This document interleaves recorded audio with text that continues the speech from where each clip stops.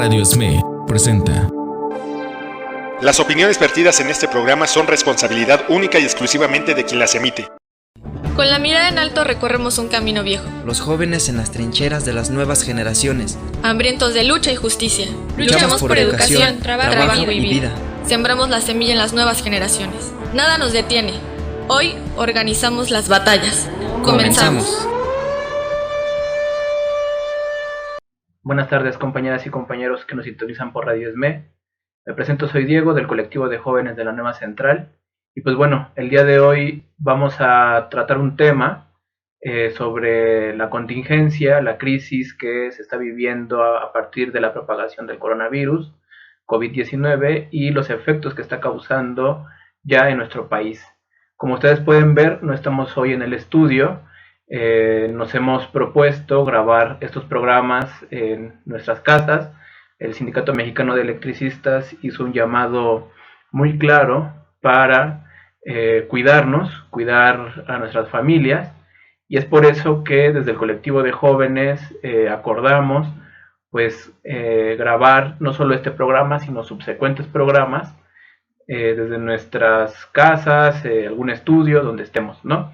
Entonces, pues bueno, sean bienvenidas, sean bienvenidos. Vamos a tratar el día de hoy, insisto, algo sobre la contingencia.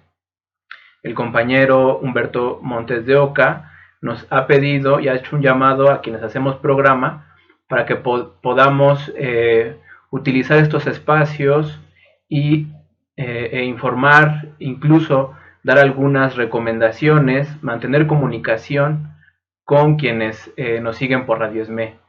Es por eso que el programa de hoy vamos a tratar básicamente tres cosas. Uno, que sabemos, vamos a hacer un enlistado, vamos a recorrer rápidamente los últimos datos. Hoy es lunes para mí, pero bueno, ustedes esto lo verán ya el día martes, el día de mañana, y esperemos que no cambie mucho, no varíe. Pero de entrada, bueno, lo que sabemos es que este virus ha comenzado a propagarse. La Organización Mundial de la Salud la ha denominado ya una pandemia. Esto quiere decir que tiene una expansión rápida en un territorio considerable del mundo, ¿no? Entonces, el hecho de que sea una pandemia impone ciertas medidas de manera internacional, y también los gobiernos la asumen con cierta responsabilidad, cada quien con distintas medidas, ¿no? Más adelante daremos un vistazo de estas medidas. De entrada, para el caso de México, como ustedes saben, a principios de marzo se comenzaron a confirmar los primeros casos, y no es hasta el día de hoy, el 23 de marzo, que comienza una jornada nacional, digamos como de cuarentena, ¿no? En realidad lo que han dicho es que no estamos en la fase todavía de cuarentena, pero ya se pide que en lugares como la Ciudad de México, pues nos quedemos en nuestras casas. Si no tenemos que salir, pues no salgamos, porque sabemos que el virus que está actualmente golpeando a la humanidad es un virus que se transmite por el contacto de líquidos, saliva, mucosa, y que bueno, la ciudad, el transporte, el espacio público, pues es un lugar donde se vulnera o donde nos vulneramos frente a este virus, ¿no? Ha sido en otros países la falta de medidas adecuadas, la falta de restricción de los espacios públicos, lo que ha hecho que la pandemia se mantenga, ¿no? O sea, miles y miles de personas que han sido infectadas en todo el mundo. El caso de Italia, el caso del Estado español, el caso de Irán, pues bueno, ejemplifican esto, ¿no? Como decíamos al principio, el caso de México es especial, o es más bien paradójico, porque aunque no estamos en un nivel de contagio masivo, se nos piden que ya comencemos a tener estas medidas. Y bueno, pues a partir de ellas es que quisiéramos enumerar algunos consejos. El primero, que va dirigido a la mayoría de los que nos están escuchando, es que cuidemos a las personas mayores que están en nuestras casas, ¿no? ¿Esto qué quiere decir? Bueno, se ha detectado que la mayor parte de la población que está lamentablemente muriendo a causa de este virus son personas mayores, entre 60, 65 años y más, que por otras afectaciones o incluso por su condición ya de edad mayor, pues están muriendo, el virus las está golpeando con mayor fuerza, ¿no? Se habla de personas diabéticas, hipertensas y con problemas respiratorios como las personas más vulnerables, ¿no? Entonces, cuando decimos cuidemos a cuidemos a las personas mayores, a nuestros familiares, padres, abuelos, madres, abuelas, lo que decimos es que tomemos con conciencia que si vamos a salir al regresar, por ejemplo, no entablemos un contacto directo con nuestros familiares, ¿no? El hecho de que nos estén pidiendo que nos quedemos en casa tiene, sí, un lado interesante que ahorita analizaremos, pero también es una salida para las personas que están ahora más vulnerables para que puedan enfrentar esta pandemia, ¿no? Entonces, respetemos esos espacios que están, digamos, que no están en contacto con el espacio público, que son las casas principalmente, ¿no? Y de esta manera cuidemos a nuestros familiares que puedan estar más vulnerables ante esta afectación. Por otro lado, se ha hablado mucho de la higiene, que tiene sus limitaciones. Hay colonias en nuestra ciudad que no tienen agua, pero bueno, se está pidiendo que por favor nos lavemos las manos, que no nos toquemos la cara, etcétera, ¿no? Que estornudemos en el antebrazo, etcétera. Son medidas que, si bien no nos van a librar de contagiarnos, recordemos el dato que está manejando la OMS de contagio esperado es el 70% de la humanidad. O sea, es un virus que va a adquirir el 70% de la humanidad, es decir, si estamos hablando de 7,000 millones de personas, un porcentaje, ¿no? Cerca de entre 4,000 y 5,000 millones de personas adquirirán la enfermedad, en la mayoría de los casos sin presentar síntomas, y en otros, bueno, pues con algunas afectaciones, y en casos muy reducidos pero lamentables, la pérdida de la vida. Entonces, vamos a defender nuestra vida, vamos a defender la vida de quienes habitan cerca de nosotras y de nosotros. Hagamos caso de estas medidas y sigamos las recomendaciones por las vías verificadas de información, ¿no? ¿Por qué digo esto? Porque dos fenómenos se han desatado a causa, no solo en el caso de México, sino en otros países, a causa del brote y del inicio de los primeros casos en la mayoría de los países. ¿A qué me refiero? El primer fenómeno tiene que ver con la desinformación y con esto que se ha llamado notas falsas, noticias falsas, fake news, ¿no?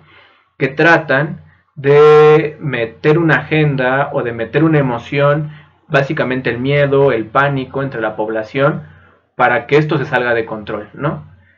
No podemos permitir que las cosas se salgan de control porque va a ser más complicado, si esto avanza, tomar decisiones en un momento donde no tengamos certeza de lo que está pasando.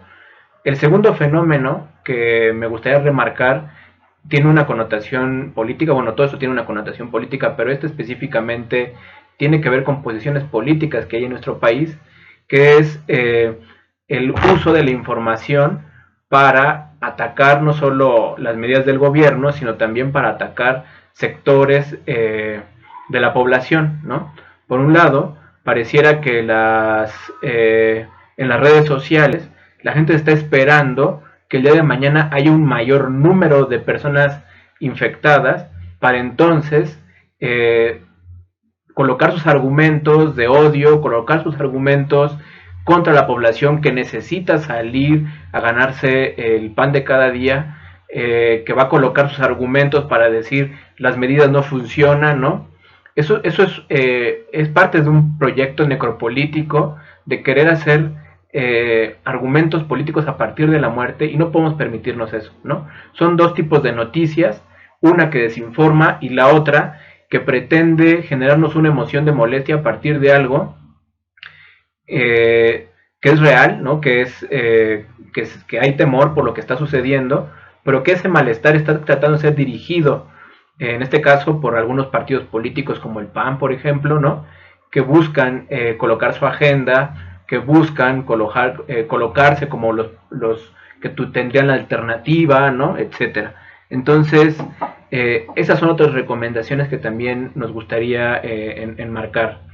Pasando a otras cosas, ya manejamos aquí algunos datos de la situación a nivel internacional, pero lo que estamos observando, creo, no solo se reduce a la lectura de los datos, ¿no? La lectura de los cientos de miles de personas que están ya infectadas, de las decenas de miles que lamentablemente han muerto y de los que aún faltan por infectarse. El continente africano no ha tenido el impacto o el golpe que ya tuvo Europa, y pues bueno, reconocemos que las condiciones en las que un continente y otro pueden asumir esta pandemia pues están reflejadas en su nivel de participación en la riqueza mundial, ¿no? Es claro que los países industrializados están en Europa y los países que les ha sido negada la vía de industrialización o de soberanía pues están en África, un continente que ha sido avasallado durante cientos de años y a los cuales hay que ver cómo va a reaccionar la población, ver cómo va a reaccionar los gobiernos, porque no cuentan con las mismas condiciones en sector salud, en sector de cuidados, seguridad social, ¿no? Si de por sí para el caso de América Latina, que pues cuenta con ciertos países que tienen un nivel de ingresos y de tamaño económico que les permite afrontar esta pandemia, pues están teniendo golpes fuertes, efectos tremendos, sociales, políticos, y estos efectos pues varían, ¿no? Estamos hablando de en Europa, en Asia, que fueron los primeros continentes donde esto comenzó, pues pudimos observar durante enero, febrero, la manera en la que fueron atacados, ¿no? En África, insisto, aún no sucede, no hemos visto cómo se puede manejar la situación, y para el caso de América Latina resulta paradójico e interesante que pese a que en México hay una propuesta de autoconfinamiento, no sé cómo llamarlo, como decisión personal no salir de tu casa, en países como Colombia, como Argentina, como Chile, se está comenzando a imponer toques de queda, se están imponiendo estados de excepción, ¿no? Esto quiere decir, se anulan las garantías o ciertas garantías individuales para atacar esta pandemia. Entonces, para el caso de América Latina ha sido muy interesante, que coincide también con el momento previo, ¿no? Que en otros programas le hemos dado voz, que es esta parte del boom, ¿no? De los nuevos movimientos que han hecho presencia en Ecuador, que han hecho presencia en Chile, en Colombia en los últimos meses, y también los fenómenos de ascenso de la derecha, como en el caso de Brasil, como en el caso de Bolivia, que pues también son países que actualmente están tratando de ejercer mayor autoritarismo para combatir la pandemia, ¿no? Para combatir la expansión del COVID-19. Y esto lo quiero colocar como un contraste, porque mientras hay propuestas de países que no necesariamente tienden a negar o a limitar los derechos humanos y las garantías individuales, hay otros donde pareciera que ante la primera llamarada, ante la primera expresión de que se está comenzando a entrar en una fase de adquisición del virus, luego inmediatamente están estos países imponiendo estos estados de sitio, ¿no? que diríamos son estados de sitio permanentes porque por el neoliberalismo y por el desarrollo del capitalismo, han ido negando durante todos estos años ciertos derechos, ¿no? Aunque, pues bueno, ahora es más visible porque te impiden salir de tu casa, porque te impiden estar en los espacios públicos. Son estados de sitio permanentes porque lo que tratan es de ejercer un control sobre la sociedad. Tratan de ejercer un control coercitivo principalmente. No por nada estos estados de excepción, estos toques de queda, van acompañados de la salida de militares, van acompañados de la salida de fuerzas que les dicen para mantener el orden, ¿no? Y que son las que están encargándose de pues vigilar que la gente no salga de sus casas, ¿no? Eso es muy complicado. Sabemos que la dimensión de la pandemia también lo es, pero no vamos a dejar de señalar que los estados no pueden restringirnos nuestros derechos con este pretexto, ¿no? Y con eso quisiera entrar a un punto de análisis que tiene que ver con lo que hay detrás, ¿no? Y que podemos estar, que estuvimos colocando ahorita con los dos ejemplos de cómo hay ciertos países que van a afrontar la pandemia de una forma y otros que no, porque tienen diferencias económicas y de participación en la riqueza, pero también cómo es utilizado la pandemia políticamente por ciertos países para pues imponer medidas, ¿no? Naomi Klein, que es una activista, ¿no? Escritora, es una periodista de Estados Unidos. Ella acaba de publicar un artículo dándole seguimiento a su hipótesis de la teoría del shock, que es esta teoría donde a un sector de la población, supóngase que es una persona, se le aplica un golpe, ¿no? Se le aplica un shock, ¿no? Esto quiere decir que tu estado anímico entra en una condición de incertidumbre permanente, entra en una condición de miedo y entra en una condición de vulnerabilidad, ¿no? Para el caso social, ¿no? Como pensándolo como un sujeto, la vulneración proviene de cuestiones como una catástrofe ambiental, como en este caso una pandemia o como la amenaza de una guerra, y el tratamiento de choque es mantener a la población en la incertidumbre y en el miedo. Por eso, lo que decíamos al principio de las fake news y del uso necropolítico de la información, ¿no? Porque entonces si tú estás en condiciones constantes de paranoia, de incertidumbre, cualquier medida que se te imponga, porque la teoría del choque va acompañada de una serie de medidas, ¿no?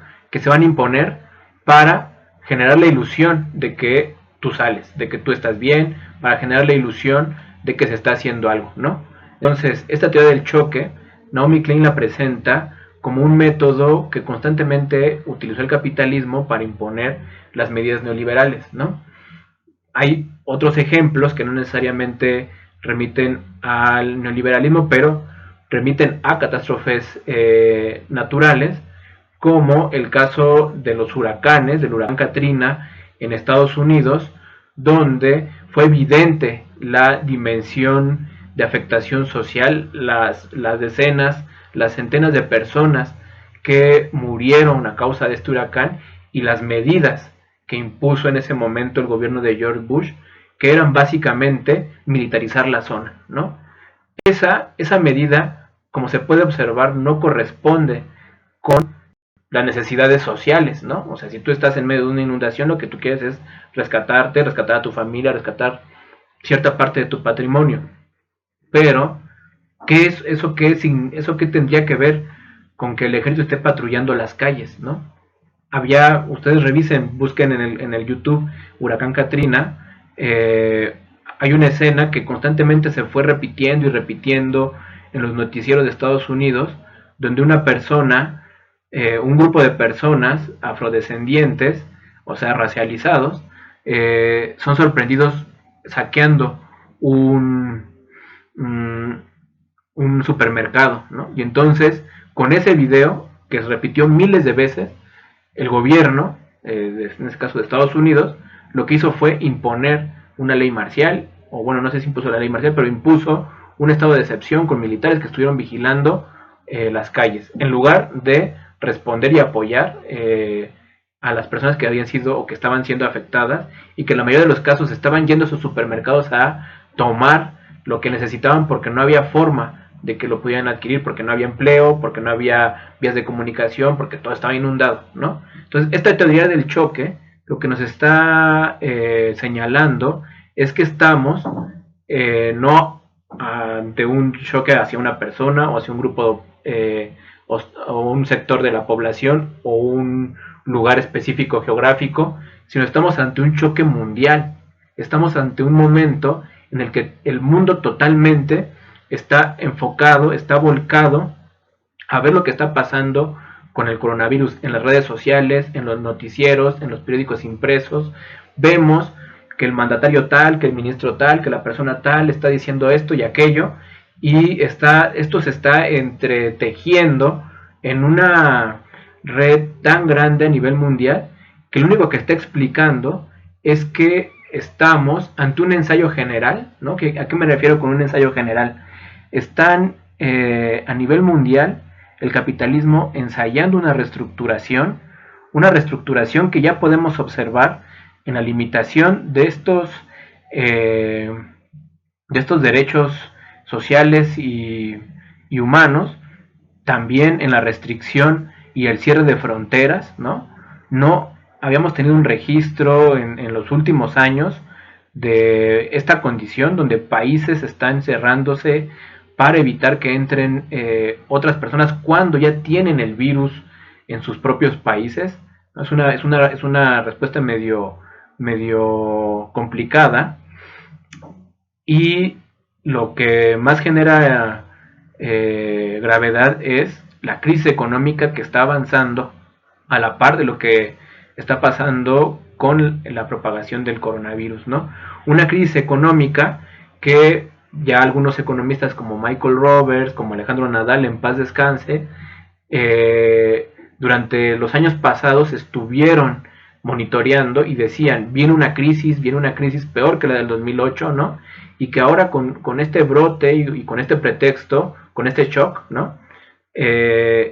Parece que es el momento en el que los diferentes capitales, las diferentes partes de la burguesía a nivel mundial van a hacer su movida, ¿no?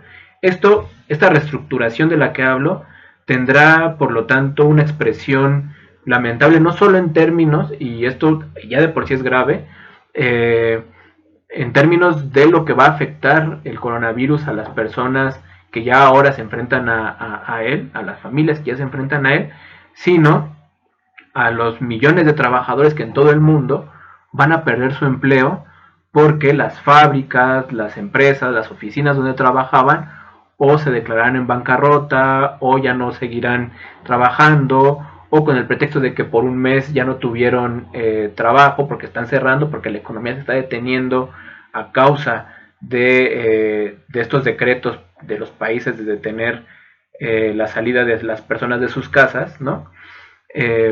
Estas empresas pueden decir, no, pues ya no puedo mantener el ritmo, mejor me voy, ¿no? En una economía globalizada, ¿no? Entonces, la ONU dio un dato la semana pasada que está entre los 27, 28 millones de trabajadores a nivel mundial.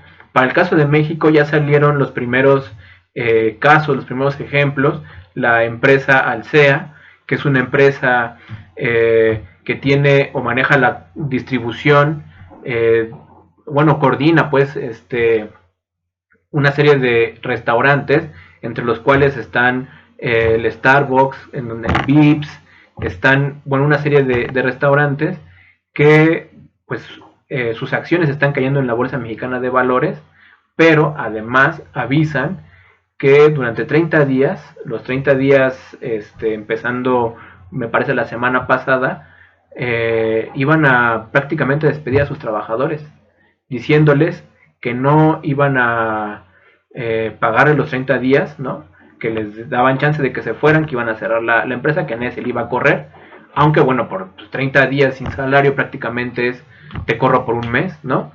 Es un paro de trabajadores que está por fuera de la ley, ¿no? Hay que decirlo, y que esta es una realidad que, bueno, para el caso de México se presenta en este escenario, pero se presentarán en otros países del mundo de otras formas, ¿no? Por otro lado, y esto también tiene que ver con el tema de los despidos, para el caso de México va a ser muy complicado que nos enfrentemos a un escenario de tensión de la actividad económica, porque la mayoría de las personas o trabaja de manera informal, es decir, requiere de trabajar diariamente para ganar el sustento, o trabajan en terciarización, outsourcing, ¿no? ¿Qué significa no tener derechos laborales, ¿no? Tenemos una realidad muy compleja y frente a ella, pues desde el colectivo de jóvenes lo que observamos es que esta reestructuración que ya, insisto, se manifiesta en el desplazamiento, despido de un poco más de 27 millones de trabajadores a nivel mundial, también se manifiesta por el desplazamiento de capitales a nivel internacional, la caída de las bolsas, la caída de las tasas de interés, ¿no? No solo en Estados Unidos, sino en otros países, son ejemplo de este movimiento mundial, ensayo, digo yo, de esta reestructuración del capitalismo a nivel mundial. ¿En qué va a cambiar o quiénes van a salir beneficiados de esta reestructuración? Pues bueno, es difícil saberlo ahora. Hay una guerra también económica entre China y Estados Unidos, entre los países productores de petróleo. Hay un momento muy conflictivo, hay un momento muy inestable, no solo políticamente, sino también económicamente, que puede traer consigo fenómenos que hace mucho no veíamos, como guerras, ¿no? Bueno, que sí veíamos, pero que no en una dimensión tan grande, conflictos diplomáticos, conflictos por recursos naturales, el ascenso de movimientos racistas que ya de por sí existen en Europa, pero con la idea de que fueron los chinos quienes se contagiaron, o con la idea de que son los migrantes los que traen el virus, pues se fomentan estas ideas xenófobas a las cuales desde la Nueva Central nos oponemos, ¿no? Nos oponemos porque los trabajadores, las trabajadoras que están migrando, pues tienen necesidades que reconocemos, que también padecemos, ¿no? Y pues como siempre, la culpa van a tratar de colocarla en los hombros de la clase trabajadora, ¿no? Entonces no sabemos, no sabríamos ahora decir en qué va a acabar esta reestructuración que comienza. No es una reestructuración que puede durar años, ¿no? Y que vamos a estar siguiendo, pero lo que sí tenemos seguro es que en el futuro habrá batallas, ¿no? En el futuro inmediato habrá luchas que tendrán que ver con las distintas maneras en las que está impactando no solo la propagación del coronavirus, sino también la propagación de la crisis económica, porque insisto, crisis económica la mayoría de las veces es igual a despidos. Entonces, lo primero que tendremos son movimientos de trabajadores que peleen por sus derechos laborales, por no ser despedidos, o que tomen las fábricas para poder mantener ellos la producción, ¿no? No ha habido esos casos todavía, pero hacia el horizonte es lo que se avisora frente a una economía que se está deteniendo cada vez más, y que para el caso de México será catastrófico. Los diferentes analistas de los bancos hablan de una disminución, o sea, de cero crecimiento en algunos de los casos, y en algunos otros la disminución de la economía en 2 o 3%, es decir, no creceríamos sino lo contrario, ¿no? Nos iríamos para abajo, ¿no?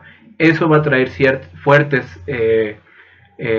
problemas sociales si no se logra, pienso yo, una reforma fiscal que le cobra a los más ricos más para poder transferir esos ingresos a los que más lo necesitan, ¿no? O esta otra medida que ahora se está tratando de discutir y de presionar, que es la del endeudamiento, ¿no? Aunque el gobierno de López Obrador había dicho y sostenido que no se va a endeudar, parece que para allá va, ¿no? Va a hacer falta liquidez, va a hacer falta mantener saneados, dicen los la economía, ¿no? Entonces va a ser complicado, porque entonces si nos endeudamos, eso quiere decir que pues la economía tendrá, porque nos endeudaremos con el Fondo Monetario Internacional, tendrá que hacer ciertos ajustes que, insisto, siempre son y se recargan sobre la vida de los trabajadores, de las y los trabajadores, ¿no? Entonces, si hay deuda, pues habrá un movimiento que tendremos que empujar contra la deuda, no solamente la que se está ahora discutiendo, sino con la que ya tenemos y con la cual nos saquean actualmente. Cerca del 40% del PIB se va para allá, para pagar no la deuda, sino para pagar los servicios de la deuda, que es pagar porque no te cierren la ventanilla y te puedan seguir prestando, pero nunca pagar, y no hemos pagado, aunque ya pagamos la deuda, pero lo único que nos han reconocido es el pago del servicio. Por otro lado, la economía, insisto, la economía mexicana presenta otro fenómeno que también va a la par y que en otro programa podríamos profundizar, que tiene que ver con la caída del precio del petróleo y la devaluación del peso. Es una condición compleja porque tiene distintos matices, pero básicamente la caída del precio del petróleo, si no se revierte, ¿no? Si no en los próximos meses se logra revertir la tendencia a la baja y por lo tanto estabilizar el precio, todo el presupuesto que se asignó para este año, y apenas vamos en el cuarto mes, se vería afectado, porque está calculado con la idea de que el precio del barril va a estar cerca de los $50, y actualmente, el fin de semana pasado, hoy lunes no he visto los datos, llegó a los $20, o sea, está peor que por debajo, ¿no? Está peor que a la mitad, o sea, está muy por debajo lo que se estimó, y eso pues puede traducirse en recortes, puede traducirse en cancelación de algunos proyectos, ¿no? Aunque hoy en la mañanera le preguntaban a Andrés Manuel si iba o no a cancelar los megaproyectos como el Tren Maya, como Los Bocas, como el aeropuerto en Santa Lucía. Él rotundamente dijo no. Eso habrá que verlo, ¿no? Habrá que ver cómo se desarrolla.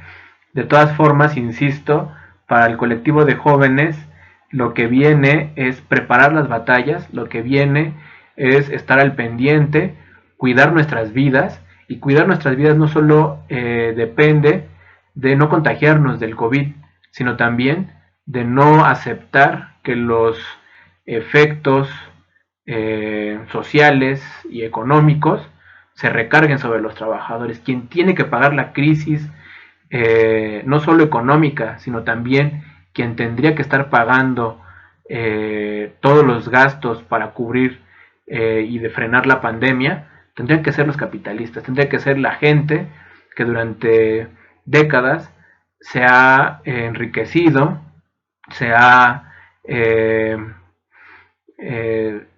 enriquecido a costa de muchos y muchas trabajadores y trabajadoras, y ellos tendrían que estar pagando ahora esta crisis, y tendrían que estar pagando estos efectos, ¿no? La gente tendría que poder no ir a su trabajo, pero con su salario íntegro. Tendría que asegurársele a todas las personas el seguro social, ¿no? Tendría que asegurársele a la mayoría de las personas el acceso a agua, ¿no? Y para hacer eso, pues no necesitamos endeudarnos, no necesitamos aumentar el precio de las gasolinas, necesitamos cobrarle más impuestos, cobrar a los empresarios, cobrarles esta crisis. Entonces, para el colectivo de jóvenes, ahora estas batallas que vienen pues están relacionadas pues con los efectos, insisto, que traerá este periodo de crisis, que además, dicho sea de paso, es una crisis civilizatoria. Lo hemos dicho en otros espacios, Mucho se ha hablado de esto en otros momentos. Y estas medidas, toda la realidad que estamos viviendo, que parece sacada una película de Netflix, es lo que anunciábamos, lo que decíamos, que es crisis civilizatoria, ¿no? Es una crisis donde los sistemas que están rigiendo actualmente el mundo, pues estamos viendo que nos dan, que no pueden darle salida a estos problemas, ¿no? Entonces, esta crisis civilizatoria pues está siendo aprovechada por los capitalistas para reestructurarse, y pues hay posibilidades de que esta reestructuración tenga una salida autoritaria, ¿no? Lo estamos viendo ya con estos ejemplos del ascenso de la derecha, de los discursos xenófobos, del cierre de las fronteras, de los estados de excepción, y ante esa respuesta de la derecha y del capitalismo, habrá que anteponer una respuesta desde la clase trabajadora y desde el anticapitalismo, ¿no? Que es una respuesta a esta tormenta que ya nos alcanzó, ¿no? Y que ya lo estamos sintiendo. Entonces, yo solamente quisiera terminar mandando un saludo, porque dentro de esta tormenta hay noticias buenas, ¿no? Noticias alentadoras que nos dan esperanza, que es el triunfo del no en la consulta, una consulta que criticamos, ¿no? Que criticamos desde que se propuso en Mexicali, la consulta para ver, preguntar, según ellos, si era viable y si estaban de acuerdo en Mexicali de poner esta cervecera Constellation Brands. Y ayer en la noche nos dormimos con el júbilo de saber, y hoy en la mañana lo escuchamos ya en la mañanera confirmado, el triunfo por poco más del 73% del no a la Constellation Brands en Mexicali, lo que significa ahora defender en las calles lo que ya se ganó en las urnas, que es que se respete la no instalación de esta cervecera y la no privatización del agua, ¿no? Yo desde aquí quiero mandarle un saludo a las y los compas de Mexicali que se rifaron, ¿no? A los compañeros de la OPT, a los compañeros de las diferentes organizaciones, de las redes, que estuvieron siguiendo y que estuvieron dando la lucha ahí en Mexicali. Desde el colectivo de jóvenes, pues nos solidarizamos y sabemos que la lucha sigue. Reconocemos que este triunfo abre más esperanza y que sí se puede, compañeras y compañeros. Felicidades a la banda de allá de Mexicali, y yo me despediría con esto. En otro programa, en otras transmisiones, seguiremos dando noticias, información sobre lo que está pasando en esta coyuntura. Si ustedes quisieran que tratáramos algún punto en particular, tuvieran alguna duda, no duden en escribirnos, ya sea aquí en la barra del YouTube o en la página del Facebook. Nuestro Facebook es Jóvenes de la Nueva Central, ahí nos pueden encontrar. Y pues bueno, mi nombre es Diego, del colectivo de Jóvenes de la Nueva Central, y bueno, que tengan un buen día. Hasta luego.